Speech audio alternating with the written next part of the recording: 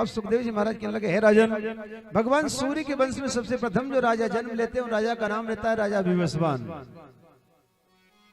राजा विवस्वान की दो पत्नियां, एक का नाम श्रद्धा, एक का नाम संज्ञा।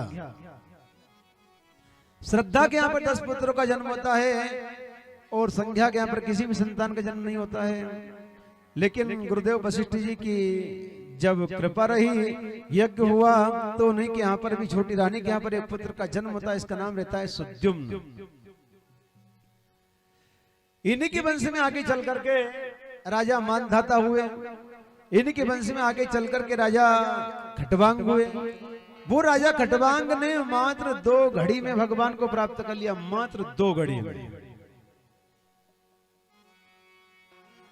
2 घड़ी यानी 48 मिनट की होती है 2 घड़ी, 24 मिनट की 1 घड़ी होती है। अब 48 मिनट में कैसे परमात्मा को प्राप्त किया जाए? लोग कहते हैं भगवान यूं कैसे मिलते हैं, सारी उम्र बीत जाती, तपस्या करनी पड़ती हजारों साल तक, कैसे भगवान को पा सके हम? यूं नहीं पा सकते। नहीं, राजा खटवांग ने मात्र 2 घड़ी में भगवान को प्राप्त कर लिया।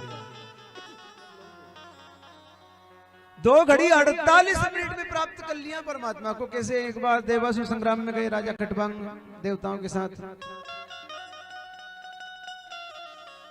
देवता प्रसन्न हो गए, राजा से कहा, राजा वरदान मांगो।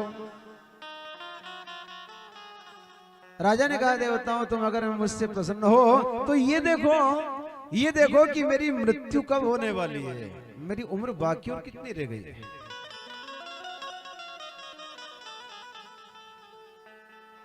धन्य हो राजा खटवांग को स्वयं परमात्मा, सारे देवी देवता कह रहे मांगो। क्या मांगना चाहते हो? धन नहीं मांगा, कोई राज्य नहीं मांगा, कोई परिवार नहीं मांगा। अगर मांगा तो क्या कह रहे हैं कि आप तो ये देखो मेरी उम्र बाकी कितनी रह गई हो। ललाट में देखा तो क्या देखा? 48 मिनट के बाद में राजा के प्राण जाने वाले। ध्यान रखे, मरने के लिए ये कोई जरूरी नहीं है कि इंसान की मृत्यु बूढ़े होने के बाद में ही होगी, और मरने के लिए ये भी कोई जरूरी नहीं कि इंसान की तबीयत खराब होगी तभी उसकी मृत्यु होगी।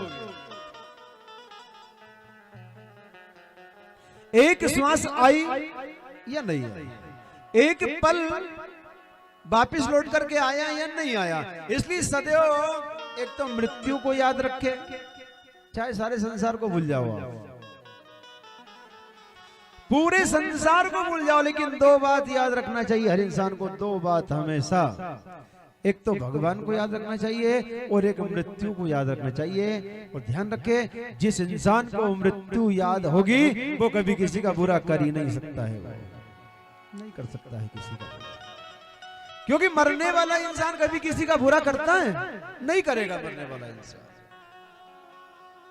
तो विचार करें, इस संसार में कोई भी अमर नहीं है, इस संसार में कोई भी अमर नहीं है, एक दिन सभी को जाना पड़ता है यहाँ से। एक तो मृत्यु को और एक परमात्मा को याद रखे। ध्यान रखे, संसार में ऐसी कोई घड़ी नहीं बनी कि गुजरे हुए समय को वापस लौटा दे। जो समय निकल गया है वो कभी वापस लौटा दे। जैसे किसी का बचपना बीता, उसका बचपना वापस आने वाला नहीं है। जैसे किसी की जवानी चली गई, वो वापस आने वाली नहीं है। जैसे किसी का बुढ़ापा आया और फिर सोचे कि मुझको और समय मिल जाए जीने के लिए, तो नहीं मिल सकता है। इसलिए ध्यान रखे, जिसका बचपना भजन करते करते बीतेगा उसकी जवानी भी अच्छी बीतेगी, और जिसकी जवानी भजन करते करते बीतेगी उसका बुढ़ापा भी अच्छा बीतेगा, और जिसका बुढ़ापा भगवान का नाम लेते लेते बीतेगा वो भव सागर से पार हो जाएगा, अमर हो जाएगा वो।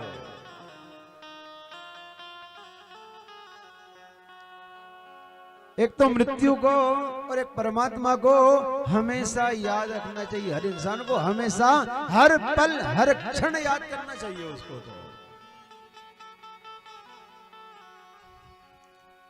और बाबा तुलसीदास जी ने तो अपने भक्तों के लिए इस घोर कलयुग में कितनी छूट मांगी भगवान से, बहुत छूट मांगी भगवान से तुलसीदास जी ने। एक घड़ी आधी घड़ी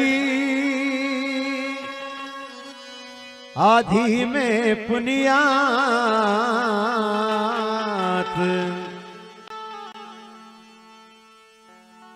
तुलसी संगत साध के हरहु कोटि अपराध। एक घड़ी होती है 24 मिनट की, और दिन रात मिला करके कितने 24 घंटे होते हैं। अगर हम एक घंटे में से एक मिनट ही अगर भगवान को नहीं दे सकते हैं तो फिर हम इस संसार में रहे ही क्यों रहे। फिर हम विचार करें जरा, हम किसका खा रहे हैं? हम सब भगवान का, और उसका गा रहे हैं। सब लोग नहीं गा रहे हैं, नहीं गा रहे हैं, जिनका नहीं खा रहे हैं उनका गा रहे हैं। एक बार सब राधे राधे बोले, और जोर से बोले। एक घंटे में से एक मिनट नहीं दे सकते भगवान को? हम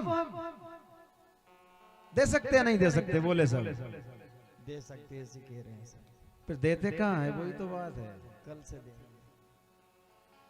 एक घड़ी आधी घड़ी यानी दिन रात मिलाकर के 24 घंटे होते हैं, और 24 घंटे में से हमने एक घड़ी यानी 24 मिनट अगर मैं एक जगह बैठ करके भगवान के नाम की माला जप ली तो वो एक घड़ी हमारा उद्धार कर देगी, बेड़ा पार कर देगी वो एक घड़ी हमारा।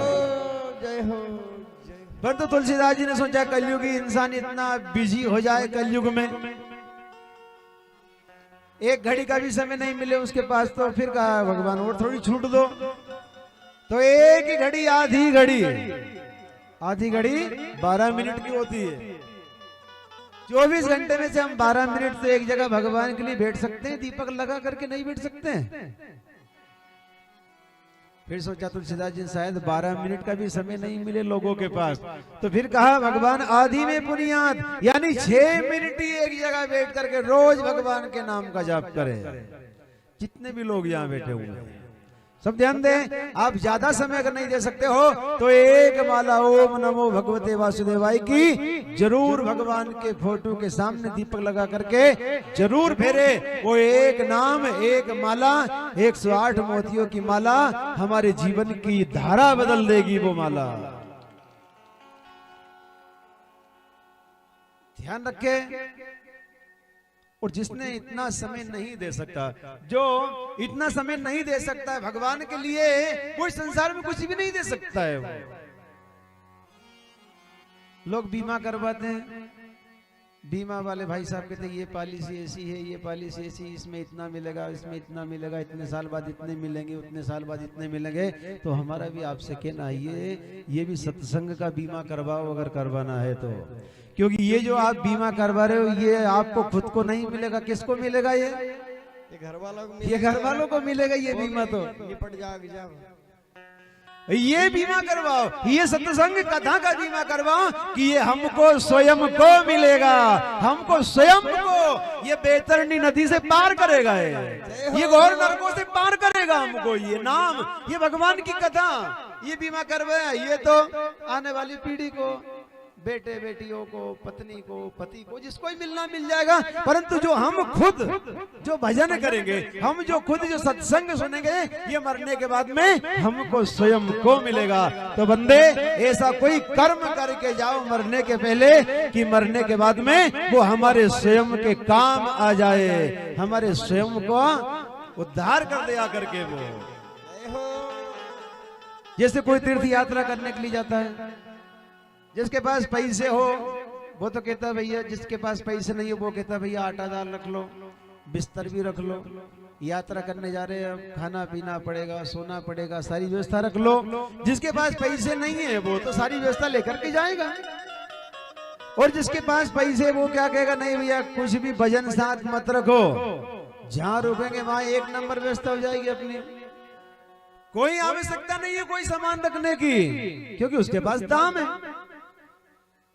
तो कहा है संतों ने कि जैसे नीचे की दुनिया में दाम काम आता है, वैसे ही मरने के बाद में भगवान का नाम काम आता है, भगवान की भक्ति काम आती है।